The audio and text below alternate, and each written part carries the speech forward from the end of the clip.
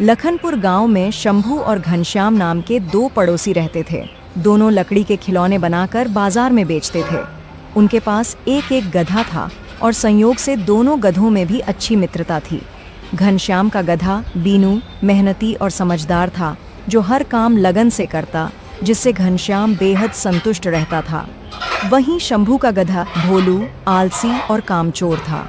उसे काम करना बिल्कुल पसंद नहीं था और शंभू को बार बार उसे डंडे मारकर काम कराना पड़ता था। एक दिन, अरे ओए गधे नालायक, उठ, अबे उठ तो, और कितना सोएगा? देख तो सब जागकर अपने अपने काम पर निकल गए और एक तू है कि बस पड़े पड़े गधों की तरह आराम कर रहा है। अरे मैं भी क्या बोल रहा हूँ, है तो तू साला गधा ही, उठ जा। अरे मालिक, आपको आखिरकार बाजार पहुंचने की इतनी जल्दी क्या रहती है? बाजार तो दोपहर में लगता है, हम सुबह से पहुंचकर क्या करेंगे? शंभू को ये सुनकर गधे पर बड़ा गुस्सा आ जाता है और वो एक छड़ी उठाकर गधे को पीटने लगता है। अच्छा, अरे जब सब लोग सुबह अपना सामान सजा लेंगे और बेचने लगेंगे तो तू वहाँ क्यों जाएगा फिर सामान खरीदने? बड़ा आया, इस सुबह से जाके क्या करेंगे? हैं? जल्दी उठ और चल, ताकि हम अपना सामान और अपने बेचने की जगह तय कर सके वहाँ। समझा कि नहीं समझा? ये ले। मालिक, मैं समझ गया। गधे को ऐसे मार खाते देखकर पड़ोस में रहने वाला घनश्याम आता है। अरे अरे अरे शंभू भाई, बस बस बस बस रुक जाओ। क्यों सवेरे सवेरे इस बेचारे को मार रहे हो? वो भी जीव है। अरे बेचारा, अरे ये बेचारा मुझे सड़क पर लेके आएगा एक दिन। इसके आलस से तो मैं तंग आ गया। अरे जाने भी दो भाई, जल्दी से बाजार पहुंचो, यहाँ समय मत गवाओ। सुना है कि आज बाहर से भी कुछ लोग सामान खरीदने आने वाले हैं। जल्दी करो, जल्दी करो। शंभू से बात करने के बाद घनश्याम अपने गधे के पास जाता है और उससे कहता है, मेरे प्यारे दोस्त, चल अब हम भी बाजार चलते हैं। हाँ मालिक, चलिए। और आज मैं थोड़ा ज्यादा ही सामान उठाऊंगा। कल रात मुझे बहुत अच्छी नींद आई है और भरपेट खा भी लिया है मैंने। चलिए मालिक। अरे एक तू है और एक तेरा वो कामचोर दोस्त शंभू का गधा है। तो उसे कुछ कहता क्यों नहीं है? समझा उसे, वो भी अच्छे से काम करे। वो भी, शंभू भी तो अपना पड़ोसी है ना। जब देखो तब वो शंभू से मार खाता रहता है और शंभू भी है, उसे इतना पीटता है कि बेचारा क्या ही कहे। मैं क्या करूं मालिक, मैं तो उसे हर रोज ही समझाता हूँ, लेकिन वो मेरी बात ही नहीं मानता। मैं भी उसके आलस से तंग आ गया हूँ। घनश्याम और बीनू दोनों को ही शंभू के गधे भोलू की हालत पर बहुत तरस आता था, लेकिन भोलू अपनी हालत का जिम्मेदार खुद ही था। दोनों पड़ोसी अपने अपने गधों को लेकर बाजार पहुंच जाते हैं। बाजार में आज बहुत भीड़ थी। वहां पहुंचते ही घनश्याम और शंभू अपना सामान बेचने में लग जाते हैं। बीनू घनश्याम की खूब मदद करवा रहा था, लेकिन भोलू तो बस आराम करने का मौका ढूंढ रहा था। उसका काम करने में बिल्कुल भी मन नहीं लग रहा था। शाम हो जाती है और शंभू के थोड़े सामान बच भी जाते हैं। हाँ, आज तो बहुत थक गया हूँ। अब चलो भाई, जल्दी से घर चलते हैं। घनश्याम और बीनू तो घर चले भी गए थे, लेकिन शंभू देखता है कि भोलू कहीं भी नजर नहीं आ रहा था। अरे ये भोलू का बच्चा अब कहाँ गायब हो गया? ऐन वक्त में ही पता नहीं कहाँ चला जाता है हमेशा। अब इस सामान को मैं घर कैसे ले जाऊं? बहुत देर ढूंढने के बाद भी जब भोलू कहीं नहीं मिलता है तो वो खुद ही सामान ढोकर घर ले जाता है। घर जाकर वो देखता है कि भोलू पहले से ही घर पहुंचकर सो रहा था। ये देखकर तो शंभू आग बबूला हो जाता है। अरे निकम्मे, मैं तुझे वहाँ ढूंढ ढूंढ कर थक गया और तू यहाँ आराम कर रहा है। रुक जा, आज तो तेरी खैर नहीं निकम्मा कहीं का सतुरा। रुक। शंभू गुस्से में भोलू को फिर से पीटने लगता है और भोलू जोर जोर से चिल्लाता है। उसकी आवाज सुनकर घनश्याम और बीनू भी आ जाते हैं। मालिक, आज तो भोलू बहुत मार खा रहा है। मुझे बहुत बुरा लग रहा है मालिक। हाँ, बुरा तो मुझे भी लग रहा है बीनू, पर मैं आज शंभू से कुछ भी नहीं कह सकता। देखो ना, वो कितने गुस्से में है। जब शंभू भोलू को मार मार के थक जाता है तब वो अंदर कमरे में चला जाता है और आज वो भोलू को खाना भी नहीं देता है। भूखा प्यासा भोलू बाहर दरवाजे पर बैठा था। तभी बीनू वहां पर आता है और भोलू से कहता है, ये सब क्या है भोलू? देखो, मैं तुमसे इतना कहूंगा कि मन लगाकर काम किया करो, फिर भी तुम काम चोरी ही दिखाते रहते हो। देखो ना, तुम्हारे मालिक कितना गुस्सा करते हैं तुम पर। हाँ, देखो बीनू भाई, मैं तुमसे 1000 बार कह चुका हूँ कि मुझे काम करना अच्छा नहीं लगता। उससे आसान तो बैठे बैठे मार खा लेना लगता है, इसीलिए मैं खा लेता हूँ। बीनू भोलू का तर्क सुनकर दंग रह जाता है। वो समझ चुका था कि उसे समझाना व्यर्थ है, इसलिए वो चुपचाप वापस चला जाता है। ऐसे ही कुछ दिन बीत जाते हैं और आज शंभू फिर से बहुत गुस्से में था। बस भैया, बस बस बस, बहुत हो गया। अब मैं तुझ जैसे नालायक गधे को और नहीं पाल पाऊंगा। चल निकल, निकल मेरे घर से, निकल यहाँ से। मालिक मालिक, मैं भला कहाँ जाऊंगा? मैं कहाँ जाऊंगा? अरे वो मुझे नहीं पता तू कहाँ जाएगा। तू बहुत समझदार बनता है, नेता बनता है जो आराम से पड़ा रहता है। मेरा काम कौन करेगा बोल? इसीलिए अब तू जा यहाँ से।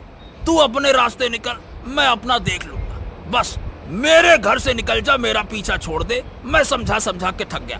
निकल यहाँ से, निकल। शंभू गुस्से में भोलू को भगा देता है।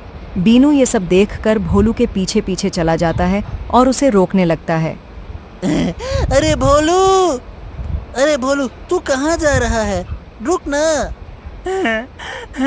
मैं नदी के किनारे जा रहा हूँ बीनू। क्या? मगर तू वहाँ क्या करने जा रहा है भोलू? बीनू, मालिक मुझे पहले भी 2-3 बार घर से निकाल चुके हैं। मैं वहीं जाकर आराम करता हूँ और फिर मालिक का गुस्सा ठंडा होने के बाद घर वापस चला जाता हूँ। ओफो भोलू, तुझ में वाकई में जरा सी भी शर्म नहीं है? अरे ये शर्म हया छोड़, चल मेरे साथ।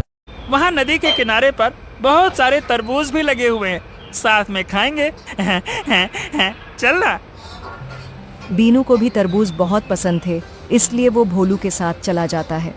नदी के किनारे दोनों खूब दूर तक चलते हैं और एक एक तरबूज तोड़कर किनारे पर ही कुछ दूरी पर लगे एक पेड़ के नीचे बैठ जाते हैं। ओहो, जिसने भी ये तरबूज उगाए हैं वो थोड़ा पास में नहीं उगा सकता था क्या? हाँ, कितना दूर चल के हमें जाना पड़ता है। अरे तू इतना आलसी क्यों है भोलू?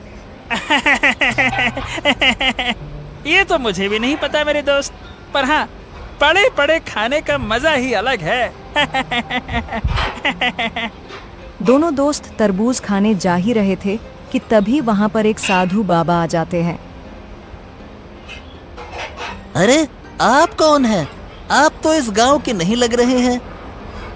हाँ, मैं दूर के गांव से आया हूँ और भ्रमण पर निकला हूँ। थक गया था, इसीलिए नदी का पानी पीने के लिए रुक गया। हाँ, क्यों नहीं, आराम तो करना ही चाहिए। आराम से बड़ा सुख नहीं है इस जीवन में। मगर मुझे अब भूख सी लग रही थी। तुम्हारे ये तरबूज तो बहुत अच्छे लग रहे हैं। कहाँ से लेकर आए हो? जी बाबा जी, बस वो सामने कुछ दूरी पर ही तरबूज लगे हुए हैं, वहीं से लेकर आए हैं। ओफो, अब वहां तक जाना पड़ेगा। अरे मैं तो बहुत थक गया हूँ, अब इतनी दूर कैसे जाऊं? अरे बाबा, आप मेरा ये तरबूज खा लीजिए, मैं अपने लिए दूसरा ले आऊंगा। क्या तू भी बीनू, इसीलिए तू पक्का गधा है। अरे मेहनत खुद करता है और फल दूसरों को देता है। आप इसकी बातों पर ध्यान मत दीजिए बाबा, ये लीजिए, आप ये तरबूज खाइए। बीनू अपना तरबूज साधु को दे देता है और खुद दूसरा तरबूज लेने चला जाता है। कुछ देर बाद जब वो दूसरा तरबूज लेकर लौटता है तो देखता है कि साधु जाने वाले थे। अरे बाबा, आप जा भी रहे हैं? हाँ, अब मुझे चलना होगा। मैंने खूब आराम कर लिया, बहुत अच्छा लगा। लेकिन मेरे पास तुम्हारे लिए कुछ है। मगर मुझे तो कुछ भी नहीं चाहिए बाबा। तुमने मेरी सेवा में मुझे तरबूज दिया, इसीलिए मैं भी बदले में तुम्हें कुछ देना चाहता हूँ। ये लो। साधु बाबा ने जो तरबूज खाया था उससे सुनहरे बीज निकले थे। बाबा ने बीनू को बीज देते हुए कहा, जिसे कुछ भी नहीं चाहिए होता है और कठोर कर्म जिसकी जीवन शैली का हिस्सा होता है, अक्सर ऊपर वाला उसे ही सब कुछ देता है। ये जाकर अपने मालिक को दे देना। इतना बोलकर बाबा वहां से चले जाते हैं। हाँ, बड़ा ही अजीब साधु बाबा थे। खैर चलो भाई, अब घर चलते हैं दोस्त। मेरे मालिक का गुस्सा भी अब ठंडा हो गया होगा। दोनों वापस घर आ जाते हैं। भोलू को उसका मालिक घर में जगह तो दे देता है, मगर वो उससे बहुत नाराज था। दूसरी तरफ बीनू अपने मालिक को नदी के किनारे हुई पूरी घटना के बारे में बताता है। अरे वाह, ये तो बहुत अच्छी बात है बीनू। लाओ, मैं इस बीज को अपने घर के आंगन में बो देता हूँ। साधु बाबा ने दिया है तो कुछ अच्छा ही होने वाला होगा। बीज बोकर घनश्याम और बीनू दोनों सो जाते हैं। अगली सुबह घनश्याम की आंख बीनू की आवाज से खुलती है। मालिक, मालिक, जल्दी आओ मालिक। मालिक, बड़ा चमत्कार हो गया मालिक। बीनू की आवाज सुनकर घनश्याम भागा भागा आता है और देखता है कि आंगन भर में तरबूज ही तरबूज उगे हुए थे। ये क्या? उन सुनहरे बीजों से रात भर में इतने सारे तरबूज निकल आए। हे भगवान! ये तो बहुत सारे हैं। घनश्याम आगे बढ़कर एक तरबूज तोड़ता है तो फौरन उसकी जगह पर एक नया तरबूज आ जाता है। ये देखकर तो सभी दंग रह जाते हैं। ये क्या? ये तो चमत्कारी तरबूज हैं। इन्हें चाहे जितना तोड़ो, ये कभी खत्म नहीं होंगे। वाह मालिक वाह, अब तो हमारा काम बहुत ही आसान हो जाएगा ना। हाँ, अब इन्हें हम बेचकर खूब मुनाफा कमाएंगे। हाँ मालिक। ये सब तुम्हारा ही कमाल है मेरे प्यारे साथी बीनू। अरे बीनू बीनू बीनू, मैं तुम्हारा आभारी हूँ। बीनू और घनश्याम का जीवन अब बहुत सरल और खुशियों से भरा होने वाला था। दूर खड़ा भोलू ये सब देख रहा था। कुछ देर बाद वो बीनू के पास आकर कहता है, अरे वाह बीनू, तुम्हारी किस्मत तो कमाल की निकली दोस्त।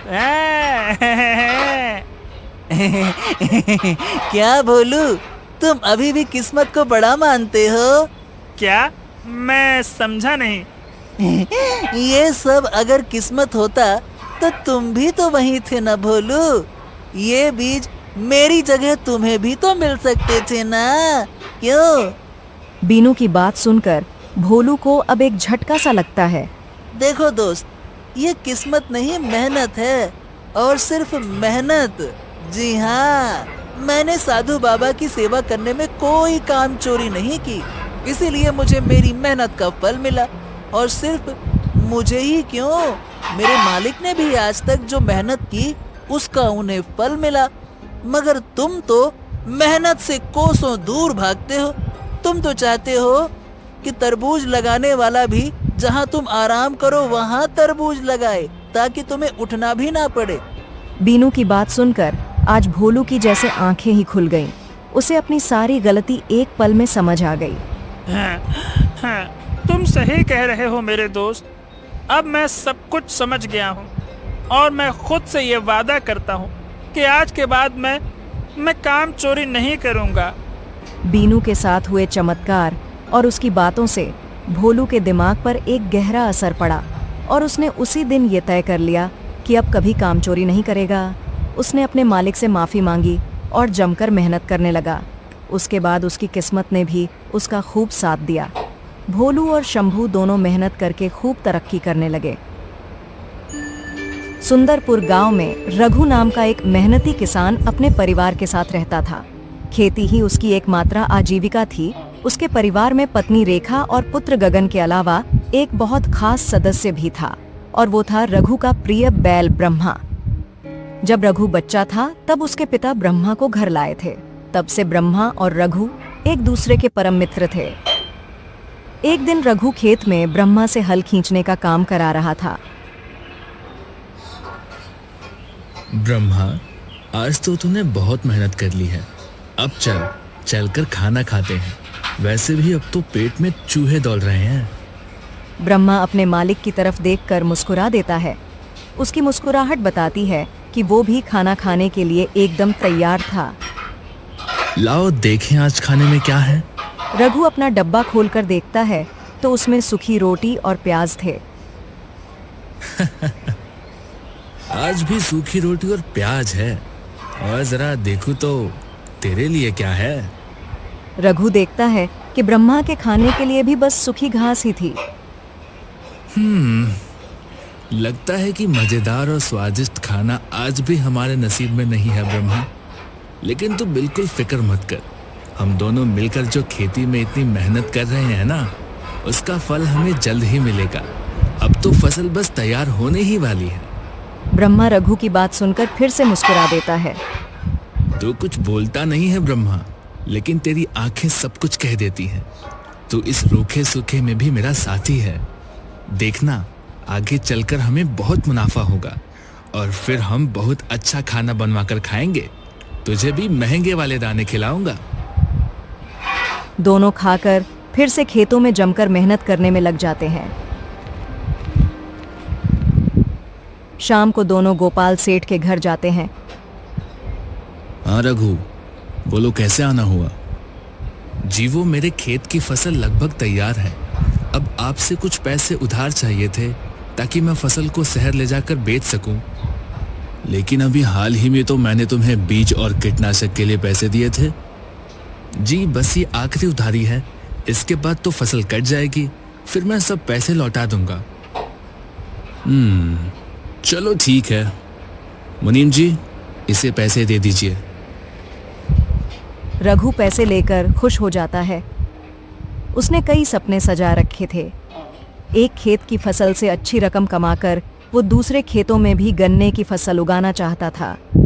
ये सब सोचते हुए वो वापस घर जाता है। रघु की पत्नी रेखा दोनों को देखकर कहती है, कितनी देर लगा दी आज आपने आने में, अंधेरा होने को आया है। हाँ, आज जरा खेत का काम ज्यादा था ना। क्या फायदा ऐसे ज्यादा काम का। घर में 2 पैसे ज्यादा तो आते नहीं हैं। बस काम काम काम ही बताते रहते हो आप। अब मैं कोई बड़ा अफसर तो हूँ नहीं जो मुझे महीने के महीने तनख्वाह मिल जाएगी। अरे भाग्यवान, मैं एक छोटा सा किसान हूँ और उसी हिसाब से पैसे कमाता हूँ। हमारे पास बस छोटे छोटे 2 खेत ही तो हैं। एक में हल जोतने का काम कर रहा हूँ और दूसरे की फसल बस तैयार है। उसके बाद सब मंगल ही मंगल होगा। पैसे कमाते ही कहाँ हो तुम। बड़े आए। इतना कहकर रेखा गुस्से में वहां से चली जाती है। वो रघु को खाने तक के लिए नहीं पूछती। रघु जाकर ब्रह्मा को चारा डाल देता है और खुद भूखे पेट ही बिस्तर पर चला जाता है। कुछ देर बाद उसका बेटा उसके पास खाने की थाली लेकर आता है। पिताजी, ये लीजिए, खाना खा लीजिए। माँ तो ऐसे ही गुस्सा होती रहती है, मुझ पर भी बहुत गुस्सा करती है। आप दुखी मत हो ना। अरे नहीं बेटा, माँ की बात का कैसा बुरा मानना। आओ साथ बैठकर खाना खाते हैं। रघु खाना शुरू करने ही वाला था कि वो देखता है कि ब्रह्मा ने अभी तक चारा खाना शुरू भी नहीं किया था। दरअसल वो रघु के खाना खाने का इंतजार कर रहा था। रघु उसे देखकर चिल्लाते हुए कहता है, अरे ब्रह्मा, तू अभी तक भूखा क्यों खड़ा है? अरे चारा खा ले। ये देख, मैं भी खाना खाने जा रहा हूँ। रघु के कहते ही ब्रह्मा भी चारा खाने लगता है। ये देखकर रघु का बेटा गगन कहता है, पिताजी, लगता है कि ब्रह्मा आपका परम मित्र है। अच्छा, और वो कैसे बेटा? मैं रोज पाठशाला जाता हूँ ना, तो वहाँ मेरा एक बहुत अच्छा मित्र है। उसका नाम मोहन है। जब दोपहर में खाना खाने का समय होता था तब वो हमेशा मेरे साथ ही खाता था। उसने मुझसे कहा था कि वो मेरा परम मित्र है, इसीलिए ब्रह्मा भी आपका परम मित्र है। वो आपके बिना खाना नहीं खाता। बिल्कुल ठीक कहा बेटा, ये मेरा परम मित्र है। ये मेरे बिना कुछ भी नहीं करता और मेरे हर सुख दुख में मेरा साथ देता है। खाना खाकर रघु सो जाता है। अगले दिन जब वो सुबह उठता है तो नज़ारा देखकर दंग रह जाता है। आंधी तूफान के साथ बहुत भीषण बरसात हो रही थी। ऐसा लग रहा था कि मानो महीने भर की बरसात आज ही हो जाएगी। रघु को अपनी तैयार हुई फसल की बहुत चिंता सता रही थी। बार बार वो उठकर खेत जाने की सोचता, लेकिन बरसात इतनी भयंकर थी कि कदम अपने आप पीछे हट जाते थे। 2 दिन तक बहुत भीषण बरसात हुई और तीसरे दिन धूप खिली। रघु जल्दी जल्दी ब्रह्मा को साथ लेकर अपने खेत गया। वहां जाकर उसने देखा कि सारी फसल बर्बाद हो चुकी थी। ये देखकर रघु अपना सर पकड़कर जमीन पर बैठ गया।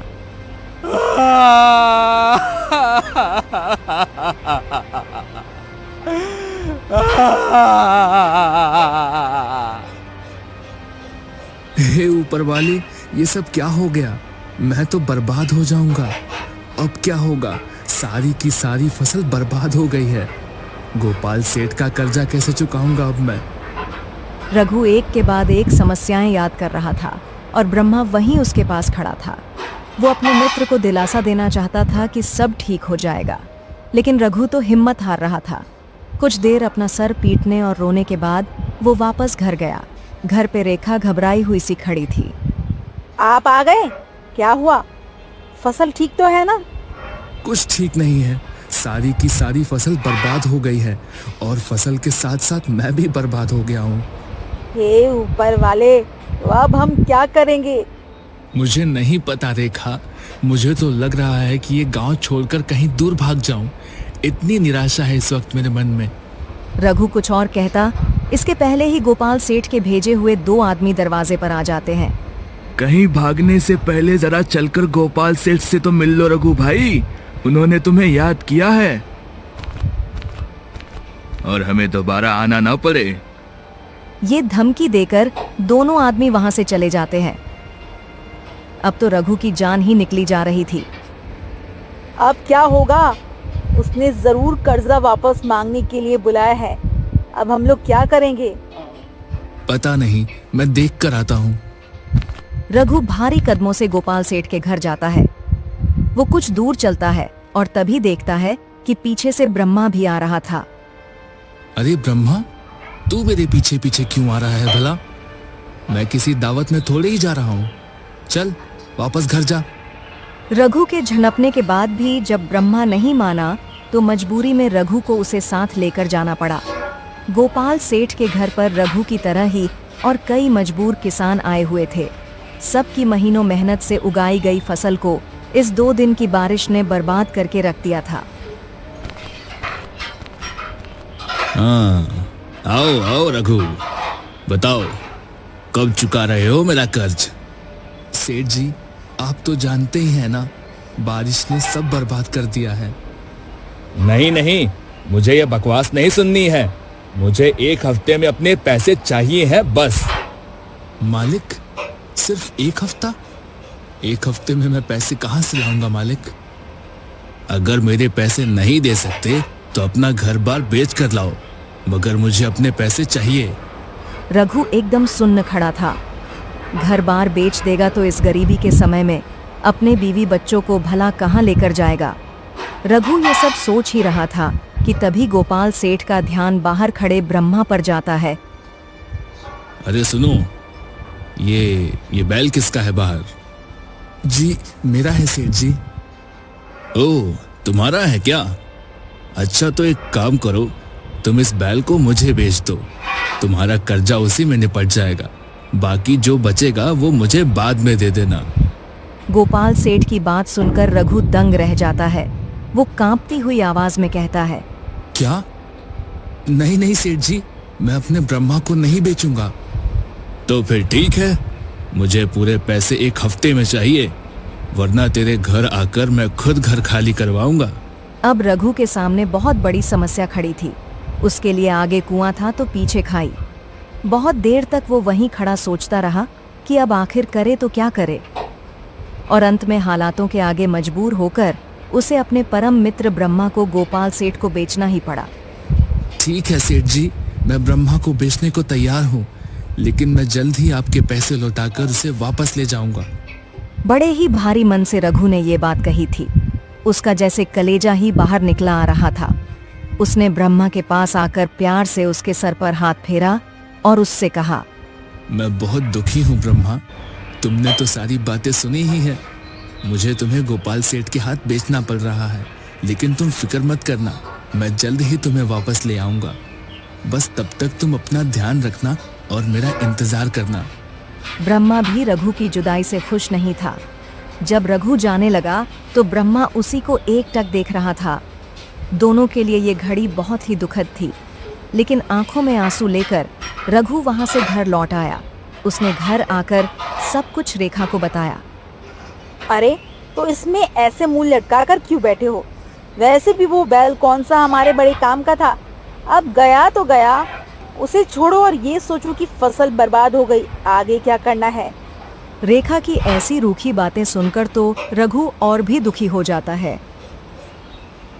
वो भारी मन से खेत चला जाता है और काम में लग जाता है। 3 दिन बीत जाते हैं और रघु का दुख कम ही नहीं हो रहा था। उधर दूसरी तरफ ब्रह्मा का भी बुरा हाल था। गोपाल सेठ उससे काम कराना चाहता, परंतु ब्रह्मा काम करने का नाम ही नहीं ले रहा था। ओए बैल, चल उठ, मेरी बैलगाड़ी में लाद कर सामान दूसरे गांव ले जाना है। गोपाल के बोलने पर भी ब्रह्मा नहीं उठता। वो जस का तस ढीठ सा बैठा रहता है। ये बैल, इसकी हिम्मत तो देखो, ये मुझसे बगावत कर रहा है, मैं इसे छोड़ूंगा नहीं। गोपाल सेठ गुस्से में एक बेंत उठा लेता है और ब्रह्मा को मारने लग जाता है। ब्रह्मा दर्द से चिल्लाता है, लेकिन उसे बचाने वाला कोई नहीं था। काफी देर तक मार खाने के बाद ब्रह्मा वहीं जमीन पर बैठ जाता है। उसकी आंखों से आंसू बह रहे थे, जैसे वो अपने मालिक की याद में रो रहा हो। उसे अपने शरीर के कष्ट से कहीं ज्यादा अपने मालिक की जुदाई का मानसिक कष्ट था। ज्यादा नहीं, बस 3-4 दिन अच्छे से मार खाएगा और भूखा रहेगा तो अपने आप दिमाग ठिकाने आ जाएगा इस मूर्ख बैल का। गुस्से में गोपाल वहां से चला जाता है। वहीं पास खड़ा बबलू ये सब देख रहा था। बबलू भी एक किसान था। वो जल्दी से रघु के पास गया। रघु भैया, तुम्हारे प्यारे बैल की तो बड़ी दुर्दशा है गोपाल सेठ के पास। वो काम करने से मना कर देता है और फिर गोपाल सेठ उसे मारते पीटते हैं, खाना भी नहीं देते। ये सब सुनकर तो रघु को बहुत तकलीफ होती है। क्या? नहीं, मैं अपने ब्रह्मा के साथ ये सब नहीं होने दूंगा। मैं उसे बचाकर वापस ले आऊंगा। जब रघु जाकर रेखा को ये सब बताता है, तब रेखा बहुत गुस्सा हो जाती है। क्या क्या कहा तुमने? अब तुम उस बैल को बचाते फिरोगे? एक काम करो, तुम और तुम्हारा बैल ही इस घर में रह लो। अब मुझे वैसे भी ये कंगाली नहीं भा रही है। मैं गगन को लेकर अपने पिता के घर जा रही हूँ। गुस्से में रेखा गगन को लेकर चली गई। अब तो रघु एकदम अकेला पड़ गया था, लेकिन अब जो हो रहा था सो हो रहा था। रघु को अब बस ब्रह्मा की चिंता थी। वो अपने कुछ पुराने मित्रों के पास गया और सबसे थोड़े थोड़े पैसे उधारी पर ले लिए। सब पैसे इकट्ठा करके वो गोपाल सेठ के पास ब्रह्मा को वापस लेने के लिए पहुंच गया। अच्छा, तो तुम्हें ये बैल वापस चाहिए? ठीक है, ले जाओ, लेकिन इतने पैसों से बात नहीं बनेगी। तुम्हें मुझे हर महीने ब्याज देना पड़ेगा और जो सूद बाकी है वो अलग। मुझे मंजूर है सेठ, बस मेरे ब्रह्मा को वापस कर दीजिए। ठीक है, ले जाओ। रघु और ब्रह्मा दोनों एक दूसरे को गले लगा लेते हैं।